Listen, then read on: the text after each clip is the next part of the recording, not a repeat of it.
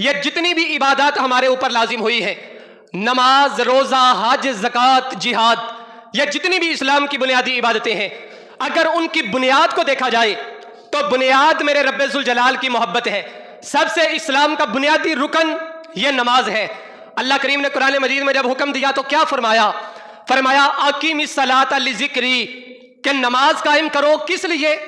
اقیم الصلاۃ لذکری، میری یاد کے لیے، نماز پڑھو میری یاد کے لیے۔ اور نماز کے اندر بندہ اگر نماز بھی پڑھے اور نماز کے اندر اگر اللہ کی یاد نہ آئے، نماز بھی پڑھے اور سجدے میں سر بھی رکھے اور دنیاوی خیالات اگر اس کے ذہن کے اندر ہو، تو کسی نے کیا خوب کہا تھا کہ جو میں سر بسجدہ ہوا کبھی تو زمین سے آنے لگی صدا، کہ تیرا دل تو ہے صنم آشنا، تجھے کیا ملے گا نماز میں۔ اور بخاری کی وہ روایت طویل ہے کہ جب حضرت فاروق اعظم رضی اللہ تعالیٰ عنہ دربار رسالت میں ہے، کہتے ہیں کہ ایک شخص آیا کہ بال اس کے سیاہ تھے اور لباس اس کا سفید تھا، سفر کے آثار بھی نہیں تھے، ہم میں سے کوئی اسے جانتا بھی نہیں تھا، یعنی کہ وہ مدینے کا رہنے والا نہیں تھا۔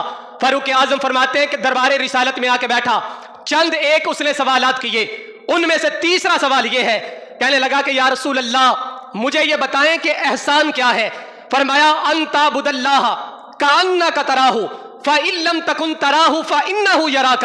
فرمایا کہ احسان یہ ہے کہ عبادت کا اصل حق یہ ہے کہ جب تو عبادت کے لیے رب کے دربار میں کھڑا ہو تو تیرا یہ تصور بنے کہ تو اپنے رب کو اپنے سامنے دیکھ رہا ہے۔